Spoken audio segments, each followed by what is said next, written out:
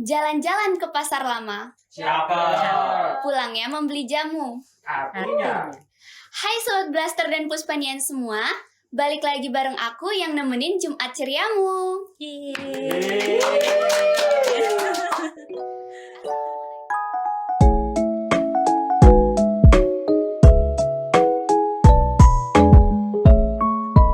Assalamualaikum warahmatullahi wabarakatuh. Hari ini Podblast balik lagi nemenin Sobat Blaster dan Puspanian semua bareng announcer kece siapa lagi kalau bukan aku, Indah. Eits, pada tahu nggak sih, edisi kali ini aku nggak sendirian loh, karena spesial banget bakal ada kolaborasi antara Podblast dengan Puspa Talk. Udah pernah denger nggak nih apa itu Puspa Talk? Nah, tanpa berlama-lama lagi, langsung aja yuk kita kenalan sama moderatornya Puspa Talk. Hai Kak Destiny. Halo. Boleh dong disapa dan perkenalan singkatnya dulu, Kak? Oke, halo semuanya, Puspania dan Sobat Blaster. Perkenalkan nama aku Destiny Wulandari. Bisa dipanggil Destiny. Ini kayak perkenalan banget ya. Jadi, aku kebetulan sebagai Kepala Pusat Studi Perpajakan PKN STAN. Jadi, kalau sekarang aku statusnya sebagai mahasiswa alih program di Diploma 4 Manajemen Keuangan Negara. Oke, ngomong-ngomong nih Kak, aku kepo banget deh tentang Puspa Talk. Puspa Talk ini sebenarnya kegiatan barunya Puspa atau udah lama tapi baru digalakan kembali nih Kak? Kalau Puspa Talk sendiri itu udah proker lama. Tapi memang untuk yang sekarang baru yang kedua, karena memang tahun kepengurusanku itu baru Januari. Jadi kalau nggak salah di episode pertama kita udah ketemu nih Puspanian di Puspa Talk episode pertama mengenai yang 5 juta kena pajak itu, yang kemarin sempat beredar isu-isunya. Kemarin kita sudah sempat ngobrol sama KPP Pratama Jakarta Taman Sari. Jadi penyuluh pajaknya kita undang. Dan sekarang ini nanti kita mau bahas tentang PPN PMSE. Mungkin teman-teman juga udah pada tahu, tapi mungkin ada yang nggak tahu juga ya. Iya, betul. Nah, jadi makanya nanti kita mengundang narasumber spesial hari ini. Nanti kita undang nih langsung ya, dari KPP Badan dan Orang Asing. I see. Tapi loh Kak, aku seneng banget ya sebenarnya hari Jumat gini, di hari libur tanggal merah, aku diajak jadi announcernya Podblast at X Podtext. Karena biasanya di Jumat libur gini ya Kak, nggak ada kuliah, itu tuh paling enak tuh mager-mageran. Terus kayak rebahan sambil nonton Netflix. Ya intinya kayak nggak ngapa-ngapain gitu deh. Tapi pagi ini aku jadi produktif banget karena ada podcast ini. Produktif banget ya. Jadi memang kalau kita libur nih kan memang nonton Netflix. Aku juga suka loh nonton Netflix. Oh iya. Tapi kamu tahu nggak kalau misalkan nonton Netflix itu kalau kita langganan itu ada pajaknya. Oh iya Kak. Iya. Aku baru tahu loh. Aku kira tuh selama ini tuh aku cuman menikmati seru-serunya nonton Netflix doang sih. Ada. Jadi itu nanti ada pajak pertambahan nilai. Dan kita mau bahas ini kan tentang PPN PMSE. Nah, tapi untuk menggali lebih lanjut nih, kita nanti langsung ngobrol aja sama narasumber kita. Menarik banget. Aku jadi makin kepo loh. Siapa Yaudah. sih jadi narasumber? Langsung aja nih kita sapa Mas Elvan dan Mbak Nisa. Halo, selamat pagi Mas Mbak. Boleh dong disapa Sobat Blaster dan Puspanian semuanya. Oke, halo Puspanian dan Sobat Blaster. Saya Nisa, penyuluh pajak dari KPP Badan dan Orang Asing. Hari ini tanggal merah ya. Iya. Semoga teman-teman ini tetap semangat untuk ikut belajar pajak bareng kita. Yup, pastinya semangat kita ya guys. Oke, tapi untuk khusus untuk teman-teman Kristiani, kami juga mengucapkan selamat merayakan Jumat Agung. Selanjutnya silakan Mas Elvan. Halo Puspanian dan Sobat Blaster. Menarik sekali namanya. Saya Elvan Wirasta nih, Sobat Blaster Puspanian. Sama dengan Mbak Nisa ini, saya juga penyuluh di KPP Badan dan Orang Asing. Ya, ini kebetulan tanggal merah, tapi bukan alasan untuk kita bermalas-malasan gitu ya. Iya, betul. Kata Mbak Indah tadi kan biasanya tidak produktif ya, Iya. konsumtif berarti Mbak. Iya, betul banget Mas. Kebetulan yang kita bahas kan pajak konsumsi ya. Oh iya, betul. Oke. Ini apa kabar nih Mbak Nisa sama Mas Elvan nih? Sebenarnya kita udah pernah ketemu Sobat Puspanian dan Sobat Blaster. Jadi memang sebelum kuliah aku kebetulan di pegawai KPP Badan Donor Kasih. Jadi makanya nih aku seneng banget bisa ketemu lagi sama Mas Elvan dan Mbak Nisa gitu. Kita lanjut aja nih ya, ngomong-ngomong tentang PPN PMS nih Mas Mbak. Langsung masuk intinya nih Mbak. Iya dong. Mau basa-basi lagi Aku Mas. seneng banget nih bisa kembali ke kampus. Saya dulu anak sini juga nih ya Mbak. Oh, iya. Bukan ya? Saya dulu mahasiswa STAN juga, cuma kaget aja pas masuk gerbang depan ya kan. Ini udah berubah banget nih dari zaman saya kuliah dulu, padahal masih 2009 saya lulus dulu ya. Apa nih Mas perubahan-perubahannya di stan? Iya, gedungnya nambah ya. Kayaknya kambing-kambingnya juga mulai udah nggak ada ya sekarang. Iya, betul banget Karena Mas. pintunya udah ditutup kali ya. Sekarang Iya. banyaknya ayam Mas. Oh, banyak ayam. Iya. Nah kucing, sama kucing. Sama kucing. Ya. Luar biasa. Lanjut sama Mbak Ida. Oke, langsung aja ya. Jadi kita mau bahas tentang PPN PMS ini Mas. Tadi kan kita kayak udah nyinggung nih Netflix gitu kan, mungkin Spotify gitu kali ya, kayak kalau mahasiswa sekarang mungkin banyak yang menggunakan Canva. Canva, betul, Nah, betul. itu kalau nggak salah tuh ada kayak pajak pertambahan nilainya nggak sih Mas Mbak? Nah, itu apakah benar atau kita sebut apa gitu? Apakah PPN PMS kah atau PPN apa gitu? Gimana Mbak Ida? Gimana Mas Elvan? Jadi terkait PPN sebenarnya sama ya, artinya PPN PMS ini tapi mungkin kalau kita ngomong PPN kita ya sama lah, pajak pertambahan nilai. Ini bukan PPN yang lain kan, mungkin kalau teman-teman oh ini pajak konsumsi atau pajak penjualan semacam pajak restoran itu bukan, ini memang PPN pajak pertambahan nilainya pemerintah ini ya. Pajak pertambahan nilai PMSE-nya itu ya perdagangan melalui sistem elektronik. Jadi memang ini sebetulnya ya barang baru, dibilang barang baru ya enggak juga, tapi dibilang barang baru ya iya juga gitu. Maksudnya mungkin mengikuti perkembangan zaman ya, jadi memang perlu di suatu kepastian nih hukum buat apa wajib pajak nih buat masyarakat, maksudnya ya ketika memanfaatkan sesuatu berbentuk barang kena pajak tidak berwujud maupun jasa kena pajak secara digital juga akan harusnya ada PPN-nya gitu. Jadi hal yang sama aja seperti kita belanja baju gitu ya kan, ada PPN-nya ya sama. Kita cuma belanjanya sekarang belanja barang apa produk-produk digital seperti tadi yang Mbak Desti, Mbak Indah sampaikan, kita dengerin lagu di Spotify, kita nonton film di Netflix gitu. Berarti kayak nggak harus berwujud ya ini? Iya betul. Berarti kalau misal kita langganan Netflix, Spotify gitu ada PPN-nya ya ternyata Mas? Ada PPN-nya. Logis aja sebenarnya.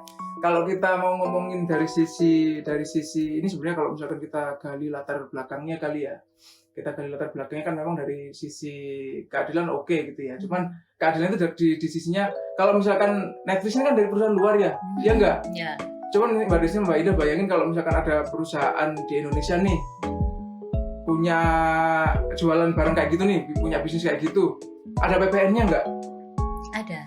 Iya nggak? Ada PPN-nya kalau lokal. Nah, untuk sisi keadilannya ketika Anda dari luar juga jualan barang yang sama nih sama masyarakat yang ada di Indonesia, ya mestinya kena PPN dong. Kalau enggak nanti nggak bisa bersaing dong si pengusaha Indonesia ini kalau jualan barang yang sama nih kan dapat kena PPN 10% nih harganya, katakan langganan berapa sih biasanya? Aku nggak langganan soalnya saya orang jadul nontonnya yang siar sih ya. Agak mahal ya Mas? Agak mahal kan? Iya. Maksudnya ketika katakan langganan 100.000 gitu ya. Iya. Nah itu kan jadi ada 100. Kalau misalkan orang lokal jual 100.000 kan jadi harus ada 111.000 sekarang ya. Iya. Nah kalau nggak dikenakan PPN yang orang jualan dari luar, ya kan jadi gimana dong, lama-lama orang pindah ke pakai yang di luar semua dong. Secara harga kan jadi orang luar bisa jual 100.000 nggak ada PPN-nya nih. Sementara kalau orang lokal jual kan jadi ada PPN-nya gitu. Makanya untuk kesetaraan, kesamaan, keadilan ya ketika barang dari luar ya kasih PPN juga gitu. Berarti istilahnya kayak transaksi atau penyerahan barang atau jasa tuh dari luar negeri kah, dari dalam negeri kah, itu semua ada PPN-nya. Semuanya ada PPN-nya. Semua sepanjang dimanfaatkan di dalam daerah pabean kita Mbak Nisa ya. Betul. destination principle bukan Mas? Nah, Nah. konsumsinya di mana nih? Kan kita ngomongin PPN kan pajak konsumsi gitu ya. Iya. Berarti nggak? kayak kita kalau misalkan kita bertujuan untuk mengkonsumsinya di dalam negeri ya berarti kena PPN. Betul. Entah itu dia dari luar negeri kah atau dari dalam negeri, intinya dia kena PPN gitu ya Mas. Cuman memang ini kan kita lebih spesifik lagi ke barang-barang yang ya gampangnya ke barang-barang digital lah gitu ya. Kan kalau tadi bicaranya Netflix sama Spotify kan mungkin terbatas ya, kan barang-barang seperti ini kan macam-macam ya, ada yang bentuknya software, Piranti Luna itu kan juga termasuk barang-barang yang kayak gini gitu kan ya. Jadi kalau misalkan kan nggak menutup kemungkinan teman-teman kita di industri software di lokal kan juga ada nih. Nah, kalau dia jualan kena PPN nggak? Kena dong, ya kan. Sama seperti tadi kan, logis ketika dari luar masukin software ke sini ya. To be fair harusnya kena PPN juga gitu ya. Berarti kalau misalkan untuk barang berwujud dia kena PPN, sedangkan kalau misalkan yang tidak berwujud dia kena PPN PMSE gitu ya Mas? Atau gimana? Ya mungkin gampangnya gitu kali ya, tapi sebenarnya sih pada prinsipnya ya sama aja, PPN aja gitu ya, PPN aja, cuman karena dia via sistem elektronik gitu jadi nyebutnya PPN PMS ya. Semuanya juga mungkin juga nggak terlalu jauh berbeda ya Mbak, atau ada perbedaan Mbak Nisa? Tarifnya sih sama ya. Cuma nanti bedanya mungkin lebih ke teknis ya, terkait kode akun, kode jenis orang. Berarti sebenarnya dia nih kan sebelumnya belum ada nih Mas, kayak belum ada info-info PPN PMSE kan baru-baru ini gak sih, kayak istilahnya itu baru gitu. Tapi tadi Mas Alvan udah nyinggung bahwa dia bukan jenis pajak baru. Nah jadi apa sih Mas? Apakah ada bedanya? Kan tadi kan sebelum belum ada nih istilahnya, terus diadakan. Emang sini yang baru tuh berarti bukan jenis pajaknya, tapi apa yang baru gitu Mas? Apakah ada perbedaan gitu? Perbedaan dengan PPN biasa? PPN biasa ya, ini memang pemungutannya kah?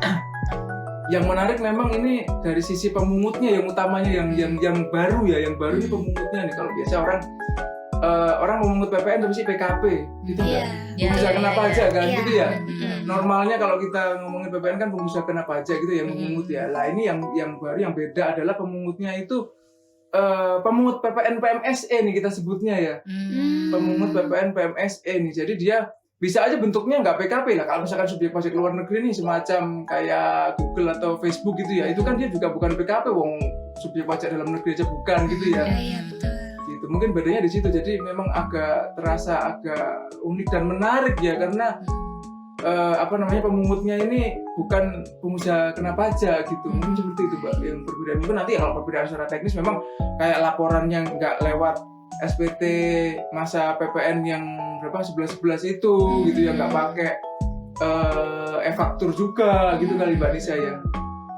Betul, dan ini sebenarnya salah satu alasan kenapa pihak pemerintah ini mengatur secara detail terkait PPN PMSE ini sebenarnya untuk memberikan kepastian hukum terkait pelaksanaan perdagangan melalui sistem elektronik. Selain itu juga untuk memberikan kesetaraan perlakuan perpajakan antara pelaku usaha konvensional dengan pelaku usaha digital. Seperti itu. Karena biasanya ini kan kalau untuk PPN PMSE ini sebenarnya lebih ke atas pemanfaatan barang kena pajak yang tidak berwujud dari luar daerah pabean dan atau jasa kena pajak dari luar daerah pabean di dalam daerah pabean. Selama ini yang pada prakteknya dilakukan penyetoran PPN itu kan mungkin sebagian besar hanya atas impor barang saja, barang berwujud nih. Nah kalau untuk PPN PMSE ini mengatur lebih ke barang kena pajak yang tidak berwujud dan atas jasa kena pajak seperti itu. Oh, I see. Terus apakah ada kayak kriterianya kah gitu, kalau misalkan siapa nih yang bisa ditunjuk sebagai pemungut PPN PMSE? Kan kalau misalkan PKP kan kalau nggak salah itu kita ada threshold peredaran brutonya ya Mas. Peredaran brutonya kayak 4,8 miliar ya kalau nggak salah ya. Dan kalau yang pemungut PPN PMSE itu apakah ada Mbak Nisa? Mungkin bisa kayak menjelaskan sedikit gitu. Jadi gini, kalau untuk yang bisa menjadi pemungut PPN PMSE itu memang adalah pihak-pihak tertentu yang memang sudah memenuhi batasan kriteria jumlah minimum transaksi. Jumlah minimum transaksinya ini senilai 600 juta per tahun atau 50 juta per bulan seperti itu, dan atau jumlah apa sih namanya ya? User atau Iya, trafficnya betul. Nah, Macet berarti. trafficnya itu minimal 12.000 per tahun atau 1.000 per bulan. Seperti itu. Oh, nah Mbak, aku juga kepo nih, gimana sih mekanisme atau alur pemungutannya itu Mbak? Jadi kalau untuk alur pemungutannya, jadi kalau untuk BPN PMSE itu terutang dan dipungut pada saat kita sebagai konsumen itu melakukan proses pembayaran. Seperti itu. Nah, kalau untuk pihak yang melakukan pemungutannya sendiri itu dibagi menjadi dua kondisi. Yang pertama, kondisi kalau misalkan transaksinya itu langsung dari pihak pedagang luar negeri atau penyedia jasa luar negeri itu langsung kepada pihak konsumen, maka pemungutnya adalah pihak pedagang luar negerinya atau penyedia jasa luar negerinya yang memang sudah ditunjuk sebagai pemungut. Lalu kemudian mekanisme yang kedua, kalau transaksinya ini melalui marketplace. Nah, kalau melalui marketplace, pihak pemungutnya bisa jadi pihak pedagangnya atau penyedia jasa luar negerinya, atau bisa juga pihak marketplace-nya. Tergantung siapa yang punya surat keputusan penunjukan sebagai pemungut dan siapa yang menerbitkan invoice atau billing atau order receipt seperti itu. Berarti hampir-hampir mirip kayak PPN, pemungutan PPN ya Mbak? Ya, sama-sama ada penunjukannya ya. Kalau PKP itu dikukuhkan Iya, sebagai betul. PKP, kalau ini SK penunjukan. Berarti boleh spill dikit nih Mbak, apa namanya, siapa aja sih pelaku usaha PMSE yang udah ditunjuk, baik yang di luar negeri maupun yang dalam negeri? Ternyata ada ya, ternyata yang dalam negeri ditunjuk sebagai pemungut. Ada. Contohnya itu kayak apa Mbak? Kalau dalam negeri itu memang khusus untuk penyelenggara PMSE alias marketplace lah ya istilahnya.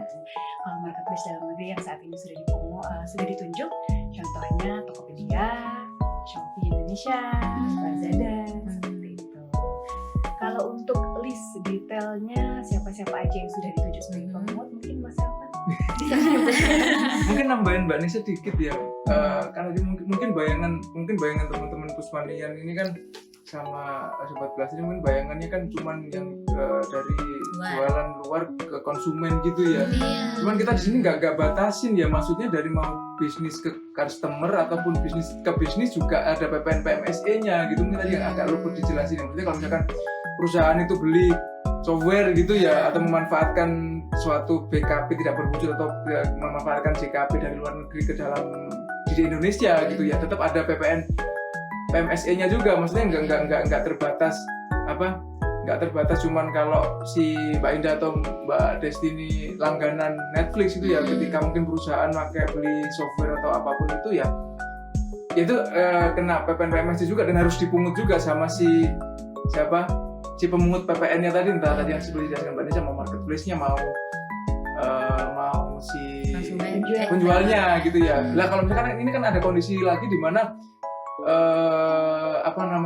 mungkin belum dikukuhkan sebagai pemungut PMSE tapi gitu ya, tapi ini sebetulnya jasa luar negeri gitu ya, seperti yang dijelaskan Mbak Nisa tadi ya, mungkin ya yang jadi depositor sendiri gitu kan sama si yang beli gitu kan. Nah kalau untuk selama ini ya sampai dengan saat ini yang sudah terdaftar itu kurang lebih 144-an lah dari pihak pemungut PPN PMSE-nya ini, mau dari luar negeri maupun dari dalam negeri gitu. Dan menariknya ini kan kita tadi kan sudah dijelaskan belum sih dikasih tax ID semacam NPWP belum dijelasin ya? Iya. Belum dijelasin ya ketika tadi dilakukan penunjukan. Tadi kan Mbak Destiny nanya apakah seperti PKP gitu ya? Iya, seperti PKP kita juga dikasih identitas nih si teman-teman pemungut ini. Kalau dari luar juga dikasih identitas dan digitnya sama persis dengan NPWP gitu ya. Nah yang menarik adalah ketika marketplace lokal ini tadi semacam Topet, Lazada dan kawan-kawan ini, dia jadi punya dua tax ID nih yang sama gitu loh. Jadi ini penasaran juga kan pasti kan, ini gimana mekanismenya, apakah pakai NPWP nih? Jadi dia nggak pakai NPWP yang dia sudah existing punya nih, emang dikasih lagi sama KPP Badora nih, kan maksudnya di KPP Badora nih ya benar orang asing, dari kantor pusat dikasih lagi tax ID. Nah ini yang dipakai untuk melakukan kewajiban perpajakan yang terkait sama PPN PMSE ini gitu. Jadi ada dua tax ID lah, yang satunya memang NPWP, yang satunya ini ya buat identitas pemungut PPN PMSI aja gitu. Sampai dengan saat ini ada 144 orang yang lokal dan internasional. Oke.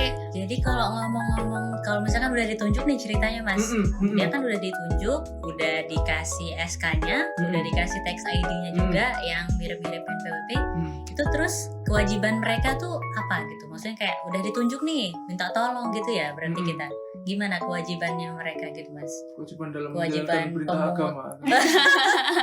Kewajiban pemungutnya apa, harus ngapain kah gitu? Iya, jadi kan ada biasanya kan apa namanya sebelum ditunjuk itu kan ada proses ya, maksudnya oh ini masuk threshold nih, Anda nilai transaksinya di atas 600 setahun gitu, atau si yang apa namanya yang apa sih tadi user trafficnya di web Anda itu sebesar sekian gitu, lebih dari 1.000 sebulan gitu, ditunjuk bla bla bla, kemudian dilakukan penunjukan, kemudian kita DJP ini terbitin Direktur Jenderal Pajak ya, dari Direktur Jenderal ya Mbak Nisa ya, dan nerbitin surat keputusannya sebagai pemungut gitu ya, Kep Dirjennya.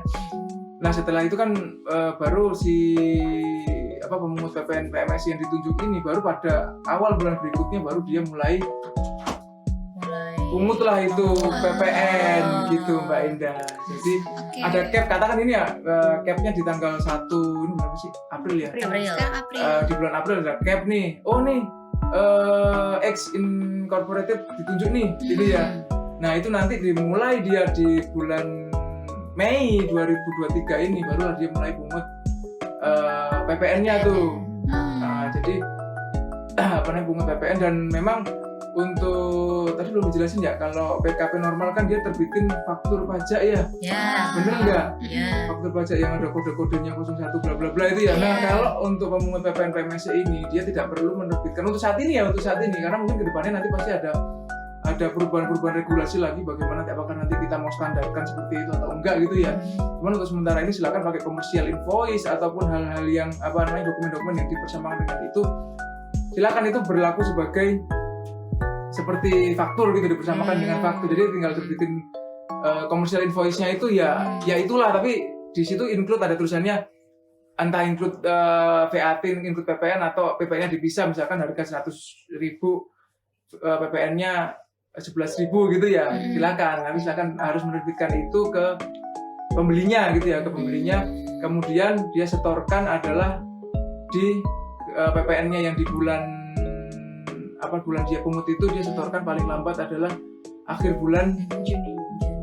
Bulan berikutnya di bulan Juni, sama seperti pemungutan PPN pada umumnya ya. PPN pada umumnya kan kita pungut di bulan ini, nanti setorannya kan akhir bulan berikutnya. Cuman untuk laporan tetap wajib ada pelaporan nih, si teman-teman pemungut PPN pemungut PMSI ini tetap ada wajib pelaporan. Pelaporannya dia di ketentuannya tidak seperti PKP pada umumnya yang akhir bulan berikutnya juga, dia adalah setiap triwulanan ini laporannya. Jadi 3 bulan baru dilapor gitu. 3 bulannya ini juga tidak 3 bulan ketika dikukuhkan ini Mbak.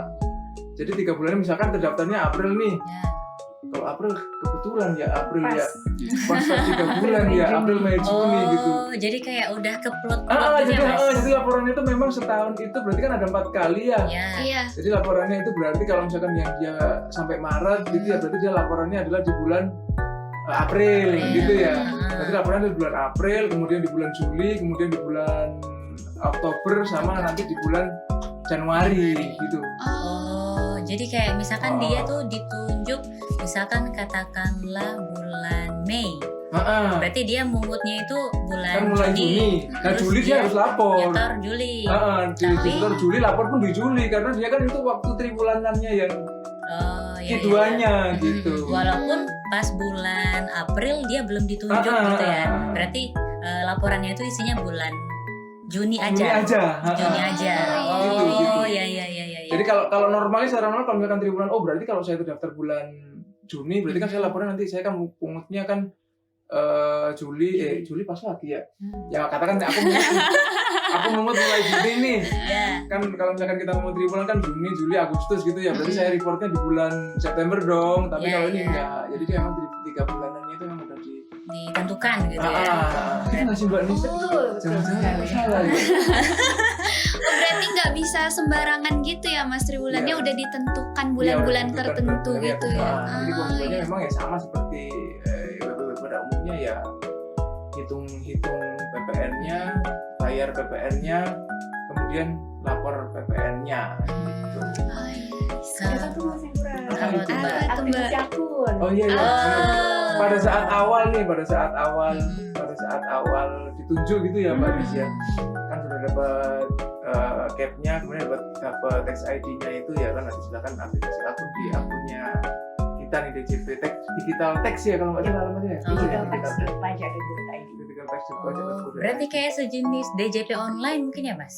Sejenis itu kan? Iya, Iya, jadi iya. online untuk pemungut PMSE ini. Oh. Mungkin kalau misalkan PPN ini biar nggak kayak di sekolah, kayak web e-faktur gitu kali Mbak Nis ya. Ya, jadi Nggak juga spesial. tapi spesial tapi memang ya. Jadi kayak kita aktivasi akun dulu di situ. Mm-mm. Terus kalau misalkan mau bayar, maksudnya ketika mereka udah mungut nih, terus mau nyetor ke kas negara kita, mereka gimana tuh Mas caranya? Dari web itu juga atau ada mekanisme lain Pembayaran ya. pembayaran? Billing. Ya sama sih, sama seperti ya kan ketentuan terkait penyetoran pajak ini juga nggak berubah juga Mbak, tetap harus pakai ID billing juga ya, dan kawan-kawan ya, kita tetap harus bikin billing kemudian dibayarkan. Cuman memang untuk mekanisme pembayarannya kan ini kan biasa kan, ini kan nggak di Indonesia gitu ya, paling gampang kan ya buka rekening di Indonesia gitu Mbak sebenarnya ya. Cuman kita memang kan kalau normali kan gitu kan ya, kita buka rekening Bank Indonesia gitu biar bisa bayar itu. Cuman kan dia mungkin nggak ada itu ya, bayarnya kan langsung dari Singapura atau dari Hongkong gitu ya. Dari Hongkong. Kayaknya Mas ini suka nonton film kungfu kali ya. Jadi ya kesebut Hongkong. Terus ya bayar dari situ nanti ada kita kerjasama juga sama Hongkong supaya kalau misalkan bayarnya dari sana seperti apa, bikinin billingnya seperti apa bisa ada gitu. Tapi tetap mekanisme masuk ke kas negaranya tetap dengan billing, kemudian dapat NTPN itu ya sama Mbak Nisa ya, apa jangan-jangan nggak NTPN namanya Mbak? Sama. NTPN mungkin ya kalau. Bukan. Oh Gitu. Itu kalau misalkan kita lihat dari sisi pemungut berarti kan ya. Mm. Nah kalau Indah pasti penasaran nih sebagai pelanggan Netflix gitu, kalau misalkan dari sisi konsumen Netflix tuh apa sih yang harus kita lakukan gitu? Iya, Apakah benar. ada hak dan kewajiban tertentu gitu Mbak Nisa mungkin? Oke, jadi kalau dari sisi kita sebagai konsumen ini dilihat nih posisi kita sebagai apa. Kita ini sebagai PKP atau non PKP. Kalau misalkan kita ini sebagai non PKP, kewajiban kita ya hanya membayar PPN Tuntan sesuai dengan yang tertera di invoice-nya. Nah, kalau misalkan kita ini sebagai PKP, maka selain membayar PPN Tuntan, kita juga punya kewajiban tambahan, yakni menyampaikan nomor NPWP dan nama PKP-nya atau alamat email yang sesuai dengan data di Dijen Pajak ke pihak pemungut PPN PMSI-nya. Nah, agar data tersebut nantinya bisa diinput di invoice-nya atau ke billingnya seperti itu. Nah, nanti atas PPN yang tertera di invoice tersebut agar bisa dikreditkan oleh pihak PKP seperti itu. Jadi si PKP-nya ini berhak untuk mengkreditkan PPN-nya. Berarti kalau misalkan non PKP kayak misalkan aku gitu, berarti kayak nggak terasa ya Mbak sebenarnya bayar PPN PMSE-nya. Karena kan tinggal klik bayar gitu. Iya, secara nggak sadar ya Mbak, kita ternyata Mas, bayar emang rasanya pajak. gimana Mbak? Rasanya cuman, aduh berat nih bayar Netflix. Gimana tuh? Mungkin perlu dikaji ulang kali ya. Itu bahkan kayaknya kalau misalkan kita langganan Netflix, sama kebetulan Netflix ya langganan, Spotify juga langganan. Itu kayak bareng-bareng teman gitu. Ya namanya mahasiswa ya, jadi kayak kita harus nyari barengan, terus pakai akunnya bareng-bareng gitu lah. Benar itu. Nah itu kayaknya kalau misalkan kalau nggak salah aku tuh waktu beli si langganannya tuh, iya. itu kita kayak nggak kerasa tuh gara-gara dia udah include gitu harganya tuh Iya, biasa udah karena include. nggak dibilang ya Mbak itu kena pajak berapa Iya, gitu. Jadi kayak udah include, jadi ya udah biar bayar kayak biasa aja gitu ya. Iya benar.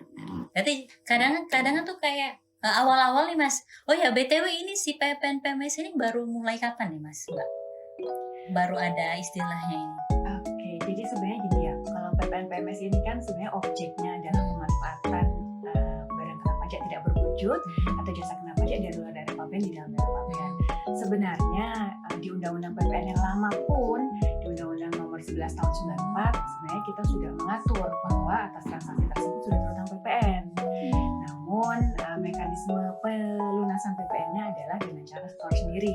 Jadi dari pihak konsumen ini melakukan penyetoran secara mandiri ke kas negara seperti itu. Nah, sedangkan kalau untuk PPN PMSE ini kan mekanismenya pemungutan oleh pihak penjual atau pihak marketplace seperti itu. Nah, kalau untuk mekanisme pemungutan ini baru ada sejak tahun 2020, tepatnya tanggal 1 Juli 2020. Oh, nah jadi ini kayak kita jangan menganggap PPN PMS itu sebagai pajak yang baru ya Mas Mbak ya. Tadi sempat disinggung oleh Mas Elvan kan, bahwa memang dia itu kayak udah ada, udah diatur di undang-undang, tapi ini mungkin lebih ke kita minta tolong perpanjangan tangan bagi si penyedia barang atau jasa digitalnya itu ya, atau marketplace kalau yang dalam negeri untuk memungut PPN gitu ya. Udah jelas belum Ninda? Tapi aku masih agak bingung dan kepo ya Mas Mbak. Soalnya gini, tadi kan dibilang sama Mas Elvan itu PPN PMSE itu dipungutnya untuk yang di luar daerah pabean yang digunakan di dalam daerah pabean. Tapi tadi katanya ada yang lokal. Nah, itu kenapa? Lokal maksudnya gimana? Iya kan tadi ada kayak Shopee, Tokopedia, Oh. Lazada yang gitu-gitu. Nah, itu Iya, kenapa? iya, iya. Karena kan ada perusahaannya di Indonesia nih, dan digunakan juga di Indonesia. Nah, itu kenapa tuh kira-kira kena PPN PMSE juga?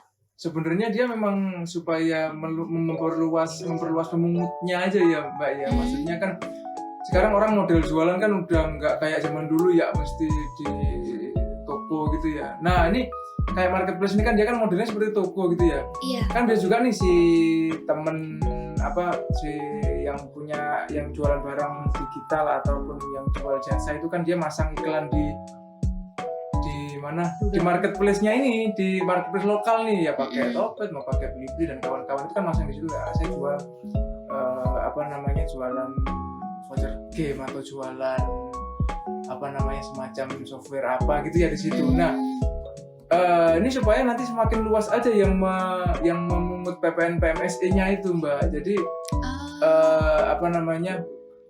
kan ada nih barang-barang yang mungkin si penjualnya belum terdaftar sebagai pemungut gitu ya. Iya. Tapi dia jualan di marketplace lokal gitu loh. Nah yang seperti itu jadi PPN-nya juga jadi harus dipungut. Siapa yang mungutin dong? Kan ini kan si penjualnya belum ditunjuk sebagai pemungut nih. Iya.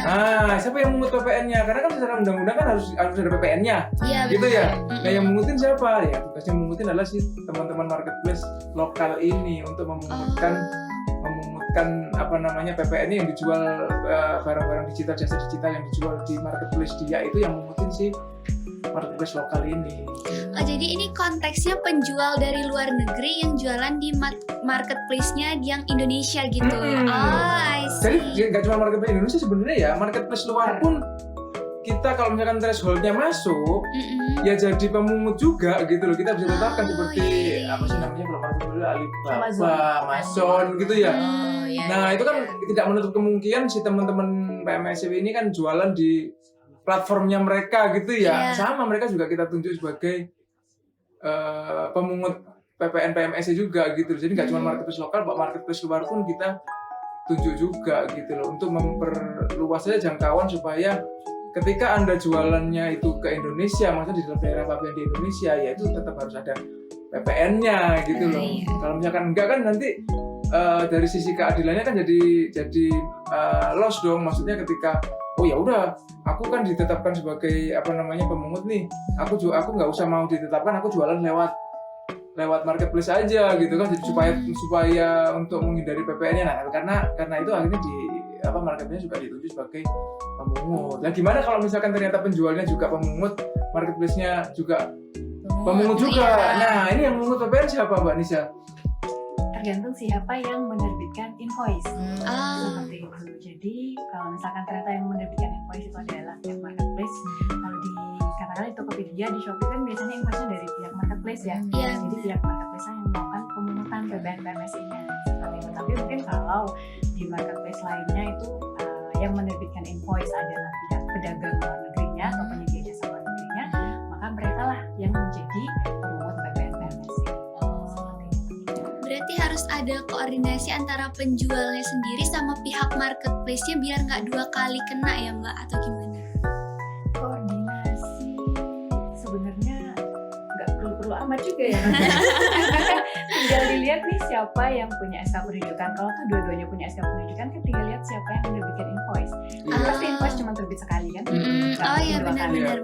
Kalau marketplace kan biasanya udah secara normal sebenarnya udah punya sistem kan biasanya. iya. Udah kita secara normal bisnis kita yang terbitin invoice gitu ya. Atau misalnya enggak secara normal kita cuman tempat narok barang jualan aja gitu. Tapi invoice dari Anda sendiri, Anda yang pengiriman segala macam Anda sendiri semua gitu ya. Kan nggak ada masalah, mungkin secara kontrak mereka kan pasti di awal juga ada ya seperti ini ya. Maksudnya kontrak itu dalam artian nggak harus berkontrak itu kan ketika saya pakai platformnya Topet kan ada syarat dan ketentuan nih seperti ini termasuk VV apa segala macam gitu ya.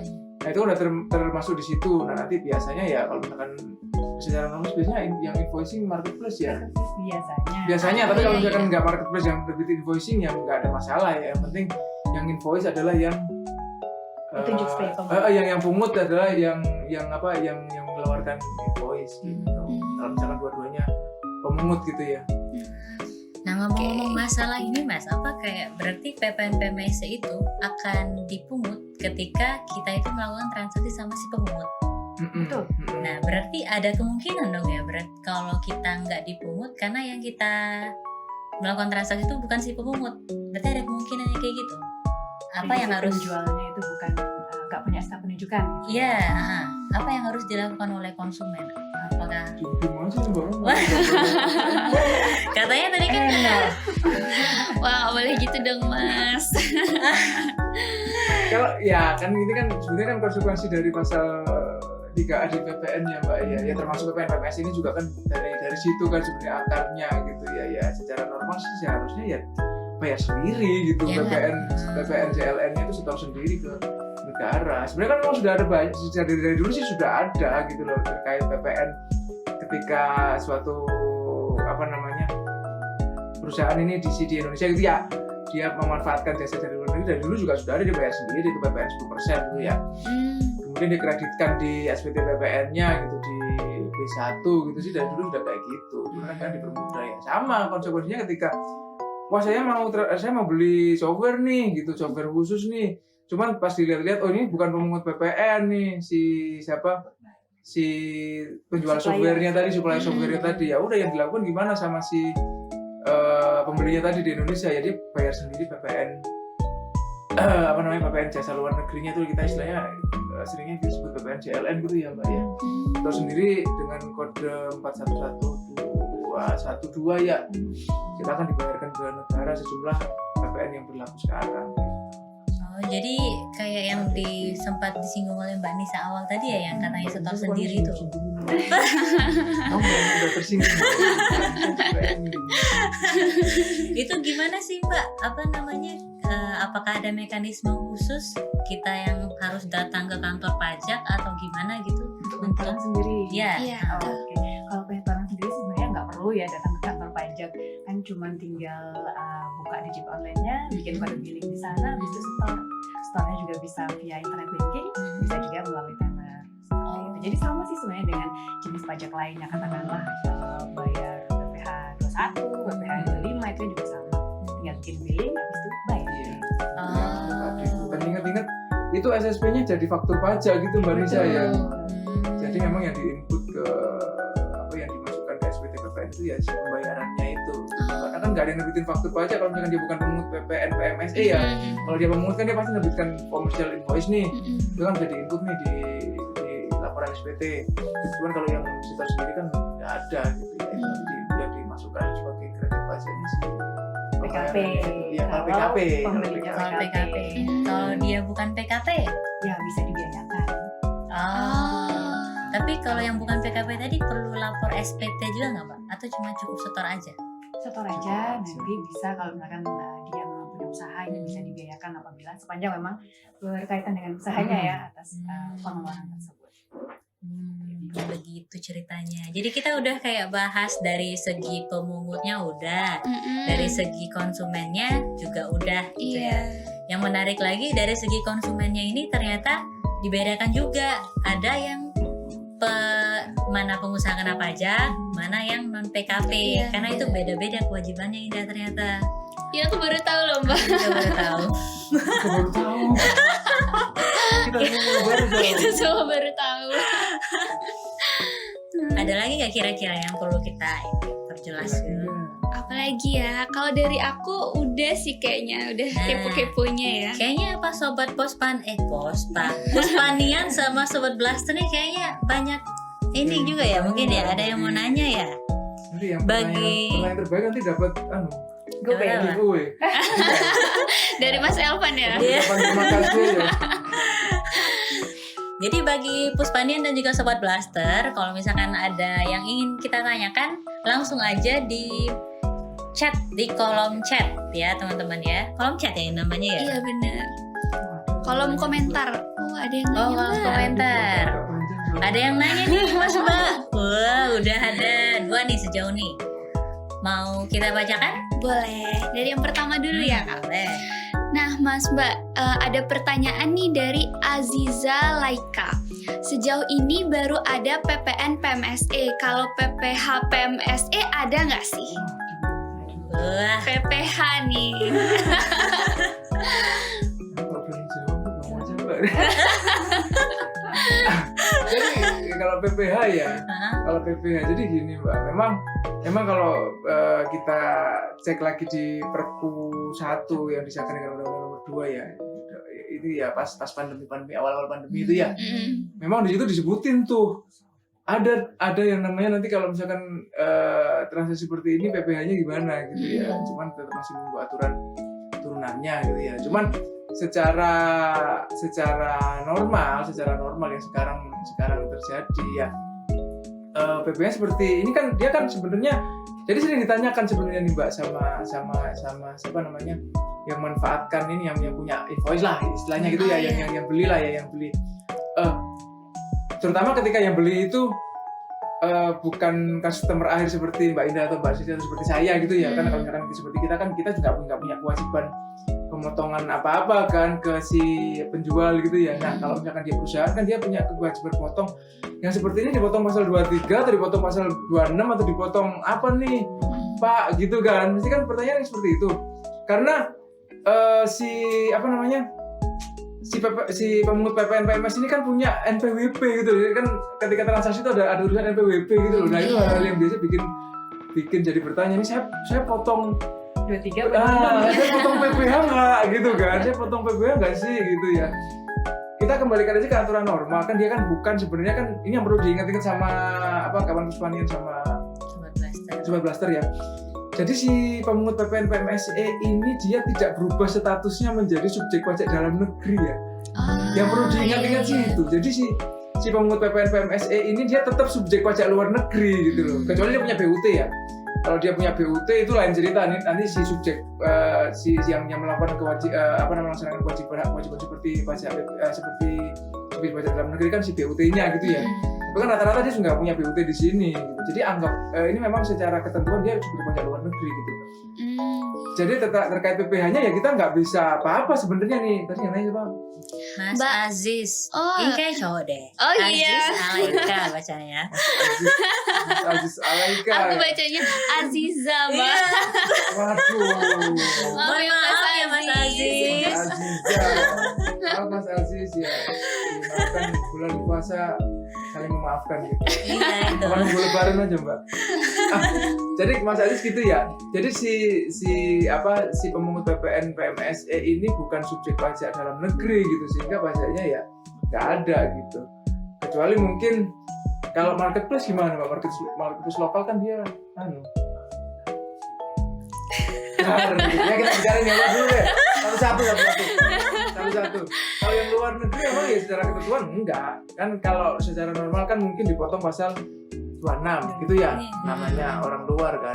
Kecuali dia bisa nunjukin sertifikat of domisili gitu ya, sertifikat domisili bahwa memang dia residen mana Belanda gitu misalnya. Saya residen Belanda Belanda saya nggak dipotong pasal 26. Oke, nggak dipotong pasal 26 karena itu kan sebenarnya kan ini kan bisnis profit ya, artinya nggak akan dipotong pasal 26 kecuali ada BUT di Indonesia. Tapi kalau misalkan nggak ada nggak punya surat keterangan domisili, contoh tadi certificate of residence tadi ya, mesti kita wajib potong pasal 26. Gitu aja secara kewajiban PPh.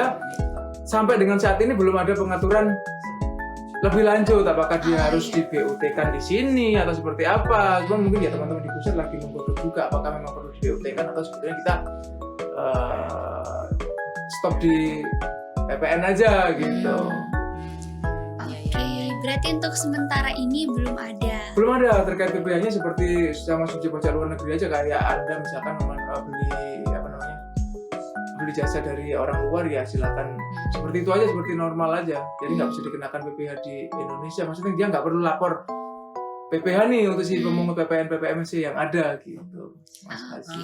Berarti nah ini Mas, ini sekalian promosi sih guys. Jadi ceritanya kan terkait ngomong PPh PMSE ini kan berarti kan memang sampai sekarang tuh belum ada pengaturan lebih lanjut ya. Belum. Yang ada itu baru peraturan yang udah diatur di PPh pasal 26 itu untuk yang luar negeri. Nah, berhubung aku nih sekarang kan kuliah di D4 Manajemen Keuangan Negara. Nah, itu ada mata kuliah yang membahas tentang pilar 1 pilar 2 Digital Economy Tax. Nah, kalau itu nanti mungkin berkaitan sama PPh PMSE sekalian promosi nih. Itu nanti yang bakalan dibahas di PRPN. Jadi nanti PRPN ada yang namanya seminar internasional. Nanti kita mengundang narasumber dari luar negeri juga. Jadi itu akan membahas mengenai pemajakan digital ekonomi. Itu nanti akan dibahas di negara dari perspektif negara berkembang ya, negara berkembang atau negara maju. Intinya nanti kita mau bahas kesiapan Indonesia dalam menghadapi ketentuan mengenai pilar 1 pilar 2 OECD ini. Jadi bagi teman-teman Puspanian dan juga Sobat Blaster yang penasaran, nanti kita bakalan ada seminar internasional, langsung join aja buat daftar, terus nanti kita bisa dapat insight baru tentang digital economy tax-nya begitu. Jadi ini kita selipin promosi Seru banget ya Mbak, sampai ada narasumber dari luar negeri juga. Iya, narasumber dari luar negeri. Terus nanti juga ya kita bahas lebih lanjut. Jadi intinya international bukan konferensi, seminar internasional sih. Ntar mungkin pakai bahasa Inggris berarti kan. Wah. Ya, itu. Jadi lumayan menarik kan ya? Iya, menarik banget sih. Jadi nanti kita ramaikan PRPN. Ini merupakan salah satu acaranya Puspa dan juga panitianya PRPN juga. Jadi mohon teman-teman Puspanian dan juga Sobat Blaster yang nonton ini nih wajib jadi peserta seminarnya. Gratis nggak Mbak? Kalau mahasiswa ya gratis. Oh iya, Gratis. oke. Gratis Langsung nih. lah ya, gas. Iya, gas kan ya. Kita lanjut nih ke pertanyaan kedua. Dari Priscilla Bunga Suara. Pagi Kak, jika kami membeli barang dari luar negeri via online melalui e-commerce, harga yang tertera sudah termasuk PPN PMSE. Bagaimana jika barang tersebut didiskon? Dari mana PPN dipungut? Kemudian apakah ini belum selesai nih. Gimana nih Priscilla? Apa pertanyaan selanjutnya ini? Jadi mungkin ini ya, ketika dia didiskon itu gimana? Biasanya kan udah include PPN, terus kemudian didiskon gimana? Terus dari mana PPN yang dipungut kalau dia didiskon? Mungkin ke Mbak Nisa mungkin? Oke, kalau harga barangnya ini ternyata didiskon ya, DPP atau dasar pengenaan pajaknya itu yang mana? Apakah sebelum atau sesudah diskon gitu ya? Tentunya ini setelah diskon ya. Jadi katakanlah harganya 1.000 jadi 700 gitu. Jadi PPN-nya ya setelah diskon jadi 700 setelah yang dikenakan atau menjadi dasar pengenaan PPN-nya seperti itu. Berarti sama kayak PPN biasa. Betul sama-sama. Jadi dikurangi dengan diskon dulu, baru dikenakan PPN. Begitu Priscilla Bunga Suara. Kita Mbak Priscilla ini beli barang digital atau Mbak ya? Atau beli barang? Ya kita asumsikan barang digital ya. Karena tadi Oh dibilang iya ya. bukan PMSE. Oh. Mungkin dia beli games mungkin. Oh iya, boleh. Soalnya kalau misalkan tidak pakai bukan barang digital, itu adalah barang misalkan beli TV gitu ya dari luar negeri gitu ya, PPN impor aja mestinya. Oh, jadi kan barang kan masuk dari pelabuhan dan segala macam. Oh iya, barangnya benar. dia PPN impor aja sebenarnya. Kalau barang wujud gitu ya. Oh iya. Di laptop gitu misalnya aku Hmm. langsung beli laptop dari Taiwan gitu ya. Ya nanti PPN-nya ya masuk di apa namanya perbatasan aja sama di bea cukai mesti sih. Oh berarti jangan jangan mentang-mentang nih dari luar negeri terus langsung kena PPN-PMS itu enggak? Enggak selalu Iya. kan tetap ada Oh. batasannya bahwa memang yang via apa namanya perdagangan melalui sistem elektronik gitu. Oh. Dan Jadi jenisnya yang termasuk mungkin ya tadi mungkin perlu disebut ya termasuk e-book juga. Kemudian kan sekarang sudah marak tuh ya beli e-book gitu ya, beli Iya. buku lewat aplikasi apa gitu ya. Nah itu juga termasuk itu juga ada PPN ya PPMSE. Tapi kalau misalkan aku beli buku yang bukan e-book, buku biasa ya nanti aturannya ya masuk ke PPN terkait BKP biasa aja gitu. Oh, berarti dilihat barangnya juga nih dilihat apa objeknya gitu. nih. Apa yang Iya. apa namanya maksudnya yang ditransaksinya apa gitu. Nah, cuma tadi kalau terkait harga ya mau beli software di diskon ya tetap sama kayak PPN apa Biasa. biasa. Terkait ongkirnya gimana? Biasanya kan pilih yang free ongkir dulu. Nah kalau barang digital kan emang ada ongkirnya, orang langsung masuk beli voucher ada. Oh iya bener juga. Iya, beli Netflix emang ada ongkirnya kan enggak ada. Iya bener-bener. Nih ada lagi nggak ya? Ada lagi satu nih dari Ananda_WS. Apakah benar bahwa threshold PKP dan tarif PPN untuk penjual di marketplace akan diturunkan? Gimana nih komentarnya Mas Mbak? Sepanjang belum diatur secara detail, kita belum berani menginformasikan juga ya. Sementara masih 4,8 ya. Iya, Threshold buat PKP ya. Oh. sampai dengan saat ini belum berubah. Oh ini karena ngomongin tentang Apa tuh? PKP ya. Hmm. Berarti kalau PPN PMSI tapi tetap yang si traffic sama Masih. ya. Dia itu di per 12 ya. Nanti bisa dicek di per 12 2020 kan dia thresholdnya di situ. Ini kan PMK-nya sebenarnya udah baru PMK 60 tahun 2021 2022 ya PMK 60 2022 PMK-nya cuman untuk PR Dirjennya masih merujuk ke 12 2020 itu thresholdnya jadi masih belum berubah masih tetap 600 juta sama 12.000 traffic ya. Oke. Oke, ini sepertinya kita udah lumayan lama. Sekarang udah jam 10 lewat. Mungkin kita cukupkan sampai sini dulu. Bagi teman-teman Puspandian dan juga Sobat Blaster yang masih penasaran, mungkin sebenarnya itu bisa dikonsultasikan langsung ke Wah, silakan Mbak Nisha. penjulu pajak KPP Badan dan Orang Asing ya. Promo dikit. KPP. Iya. Karena gini, teman-teman ini ya perlu disampaikan ya. Jadi pemungut PPN PMSE ini satu Indonesia ini ya terdaftarnya cuma di KPP Badan dan Orang Asing gitu. Oh. Wah, satu-satunya. Satu Indonesia nih pemungut PPN PMSE ini adanya di KPP Badora doang gitu kan. Jadi mau yang lokal pun sebagai pemungut dia terdaftarnya juga di KPP Badora gitu untuk pemungutan PPN-nya ya. Cuman kalau misalkan yang di lokal ini untuk PPH dan segala macamnya ya tetap di KPP lamanya. Itu dapat tax ID baru itu dapatnya di KPP Badora termasuk apa namanya Facebook, Netflix apa segala macam itu daftarnya di KPP Badora. Jadi jangan ragu kalau misalkan mau ada apa pertanyaan apa segala macam boleh ke mana Mbak Nisa? Jadi kawan pajak kalau misalkan mau konsultasi bisa datang langsung ke KPP Badora, bisa juga via WA di nomor teleponnya berapa Mas? Nomor WA-nya? 08 111 33 0053. Iya, atau kalau misalkan kawan pajak pengen update nih Info. terkait berapa jumlah pemungut PPN PMSI saat ini atau mungkin siapa-siapa aja yang menjadi pemungut, kawan pajak juga bisa cek di IG KPP Badora @pajak Badora. Karena kita juga sering ngadain kelas pajak juga ya Mbak Nisa ya. Itu ya, salah satunya juga membahas PMSE ini. Dan kalau di Badora kita sering kasih giveaway nih Mbak. Iya dong kita. Bawa nggak Mas sekarang Mas? Ya baru nih giveaway-nya mesti nanya Kak Suci dulu nih Mbak.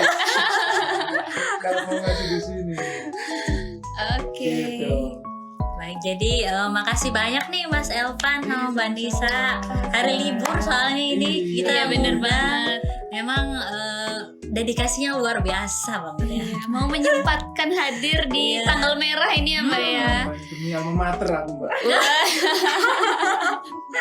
Oh ya, Mas sama Mbak Nisa sama-sama alma mater PKN STAN loh, Puspanian dan Sobat Blaster ya. Kok jadi promosi sih Mas?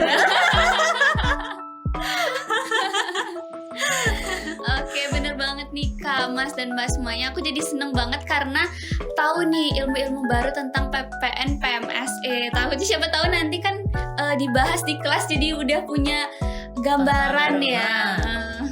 Oke. Nah, ngomong-ngomong tadi Mas Elvan dan Mbak Nisa udah mempromosikan KPP Badan dan Orang Asing.